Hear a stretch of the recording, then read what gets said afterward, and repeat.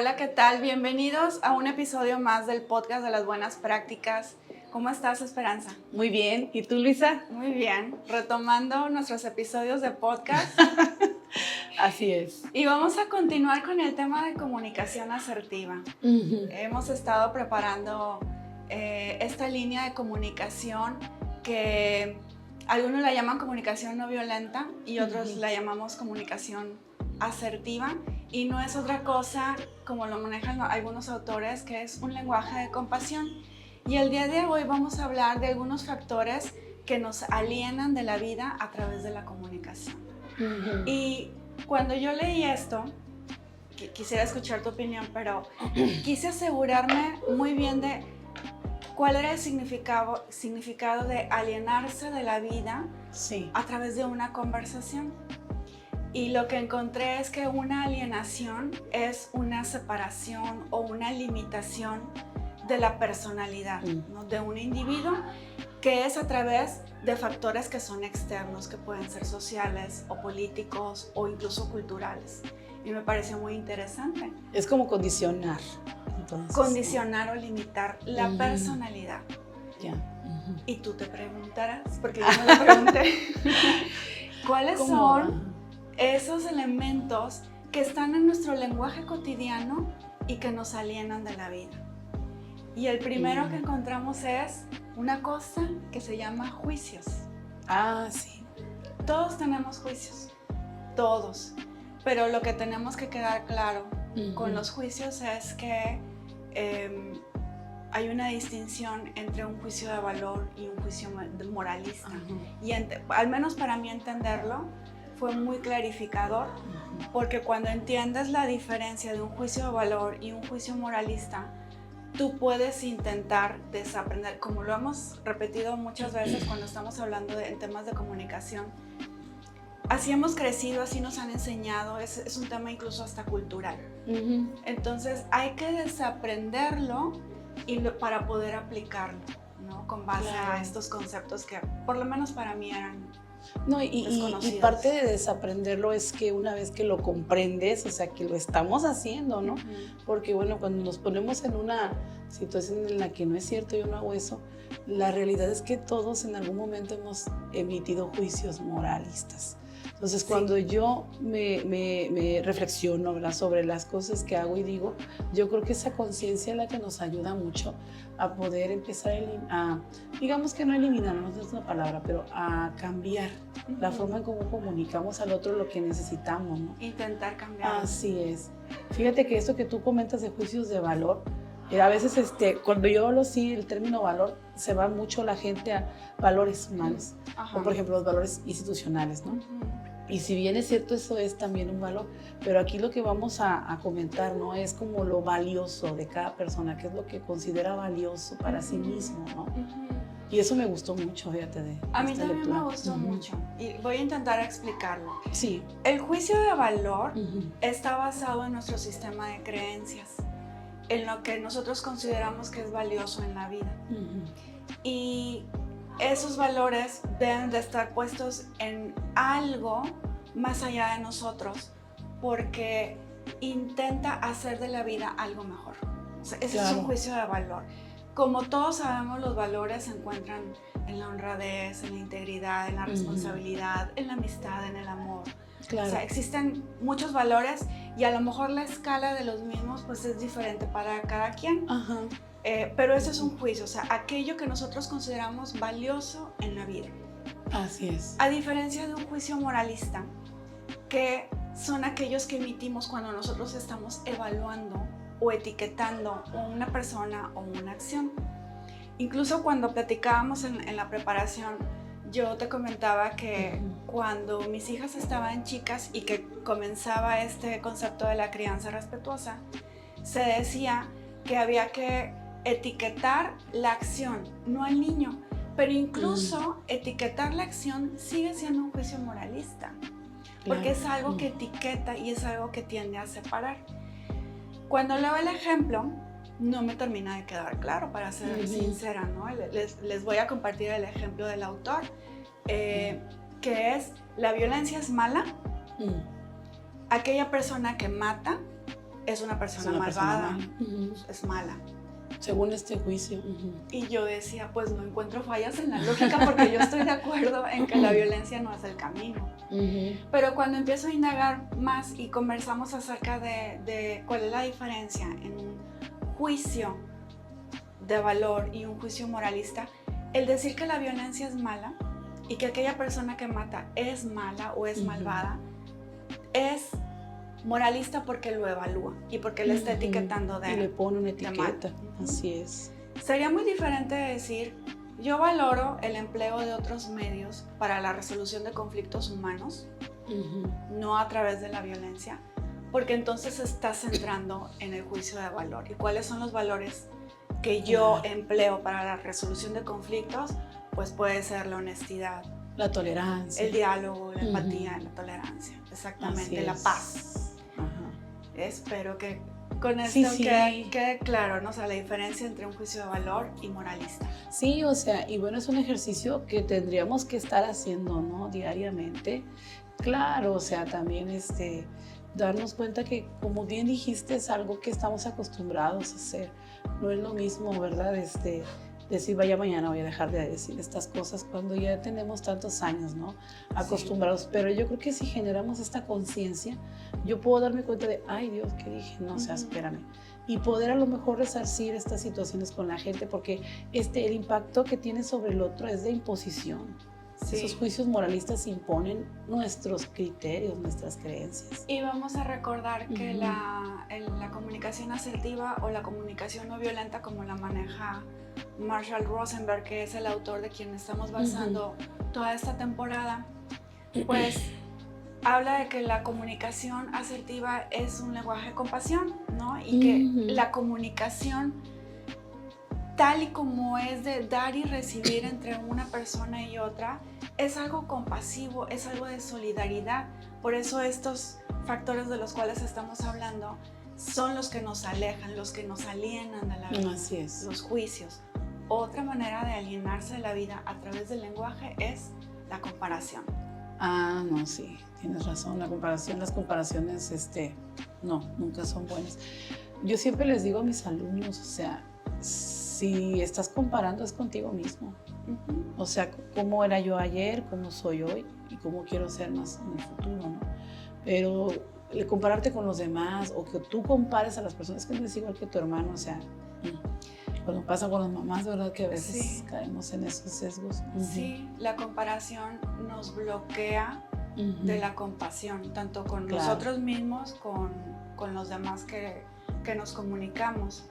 Y pues bien dicen que si alguien aspira a ser desgraciado, sinceramente lo puede lograr a través de la comparación. O sea, ese es un cuento de nunca acabar.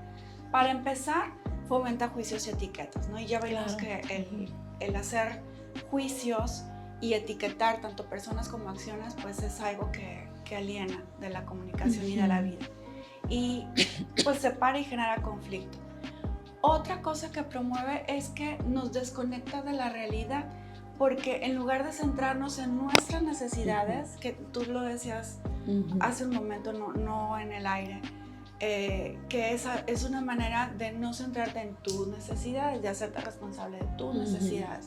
Entonces, te desconecta de la realidad porque ya no estás hablando de tus necesidades, de tus sentimientos, y la comparación te lleva a enfocarte a lo que no tienes tú o lo que otros no tienen, en vez de lo que sí tenemos. Así es.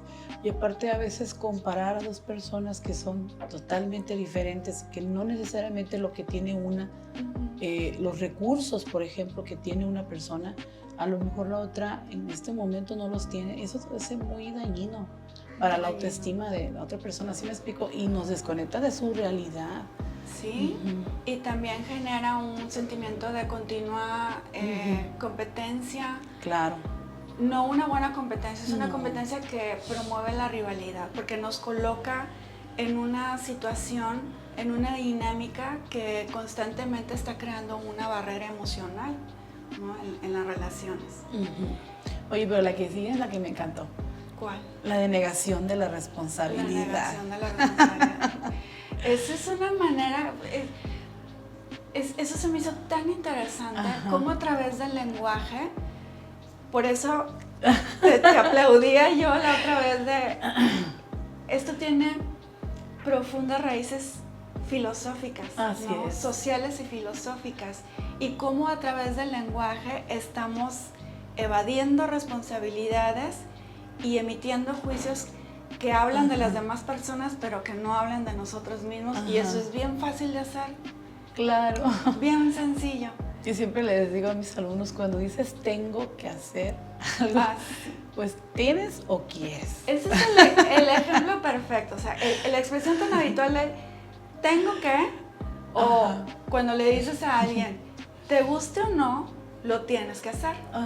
O sea, no hay una alternativa. Te guste o no, lo tienes que hacer.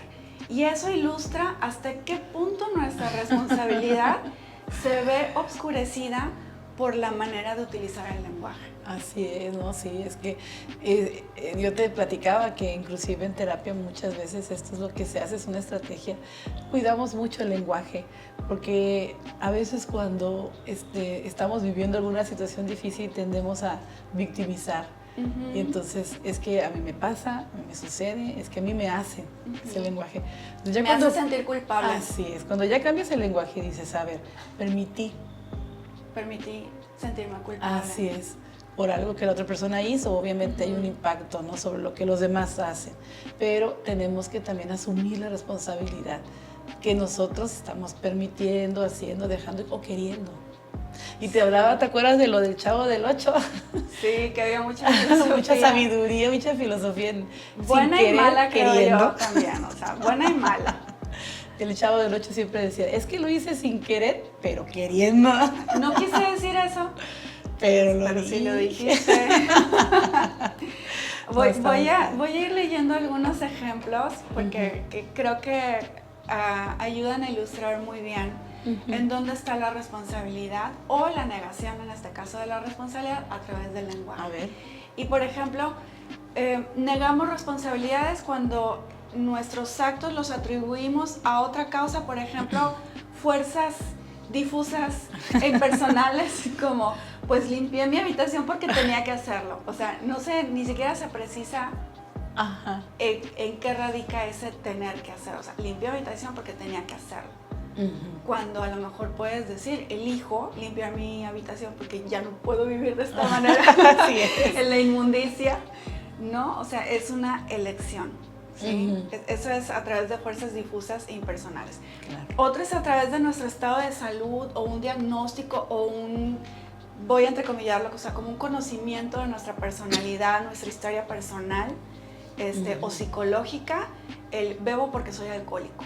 O soy alcohólico porque bebo, o yo soy así. O sea, cuando alguien termina una discusión y es que yo soy así, o sea, yo me baso en esto y yo soy así.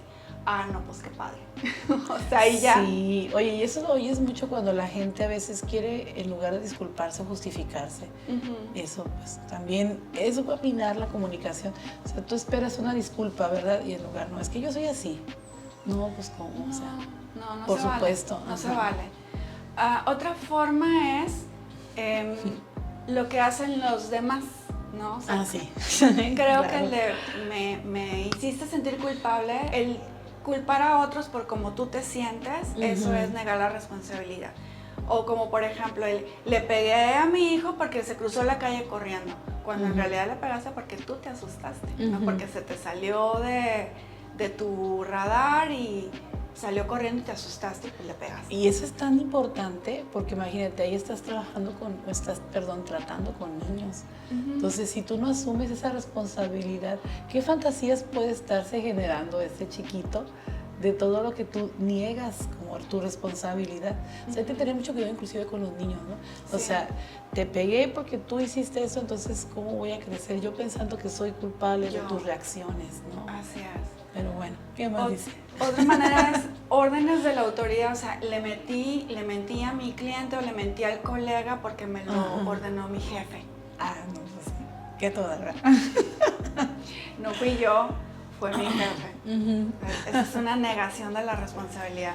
Opresiones del grupo. Esto es bien interesante para los adolescentes. Empecé a fumar o empecé a tomar porque todos en mi grupo lo hacían. eso es una presión de grupo, pero hay una negación de tu responsabilidad al elegir hacerlo o no hacerlo. ¿Te acuerdas cómo le hacían nuestras mamás para hacernos responsables de esas afirmaciones? Yo me acuerdo mucho que mi mamá me decía, y si ellos se tiran del puente Tampico, tú también. Entonces yo ahí me quedaba, caray, no, ¿verdad? Pues ahí yo voy a decidir que no. Lo seguimos usando. Sí, ¿verdad? Hay otro que es a través de los roles asignados según el sexo o la sociedad. Y el ejemplo es, pues me fastidia ir a trabajar, pero tengo que ir a hacerlo porque pues soy papá. Soy padre de familia y pues tengo que hacerlo. Cuando tú elegiste formar una familia y elegiste ser responsable de ella. Así es. El ejemplo que leímos originalmente a mí me encantó porque estaba en el contexto educativo y decía el autor que estaba en una asesoría con una maestra y que la maestra se quejaba de decir, es que odio tener que poner notas, o sea, en la evaluación yo quisiera no utilizar una calificación, porque creo que eso le genera inseguridades a los alumnos y creo que lo que causa es más ansiedad en el alumno que otra cosa. Y entonces él ayudó a evolucionarla a través del lenguaje y le pidió, tengo que poner notas porque lo ordenan las normas. Pero eso, como ya lo vimos, es poner la responsabilidad en una situación que está externa a mí. Y entonces el ejercicio fue, completa la frase. Elijo poner notas porque quiero, y lo que la maestra sin titubear dijo fue, porque quiero conservar mi trabajo. Sí, hay normas a las cuales nos sometemos. Tenemos que someter. Sí, por supuesto, pero tú eliges. Por eso se habla de un consenso en las normas. O sea, a mí eso me pareció... Así es. Hasta cuando eliges no decidir, estás haciendo una elección. En realidad podemos reemplazar el lenguaje que implica una falta de opción cuando algo reconoce que existe una posibilidad de sí decidir, ¿no? Ahí es en donde está nuestra responsabilidad. Y yo creo que como bien dice Rosenberg en su libro de comunicación no violenta, creo que interesaría a todo el mundo que las personas cambiasen por una motivación personal, o sea, por una plena convicción de que es lo mejor hacerlo, no porque tengan miedo al castigo o porque sientan la imposición o porque sientan que se les insinuó algo y entonces tuvieron que hacerlo. O sea, si se les dio la sugerencia, pues entonces ellos claro, eligen. si no, entonces estaríamos cayendo en lo mismo. Así es. Eso se trata de comunicación asertiva, comunicación no violenta, y ahí están las maneras de alienarse de la comunicación. Así es. No, pues qué interesante, me gustó mucho este tema. Por supuesto, vamos a seguir explorando el tema en próximos episodios y nos encantaría escuchar qué es lo que piensan y si han intentado dejar de hacer juicios moralistas, centrarnos más en los valores que nos rigen como sociedad o como mundo. Y pues, en pocas palabras, intentar desaprender lo que hemos aprendido durante toda la vida a través del lenguaje. Eso es lo importante, desaprender, nunca es tarde. Bueno, nos vemos y denle like. Hasta la próxima. Hasta luego.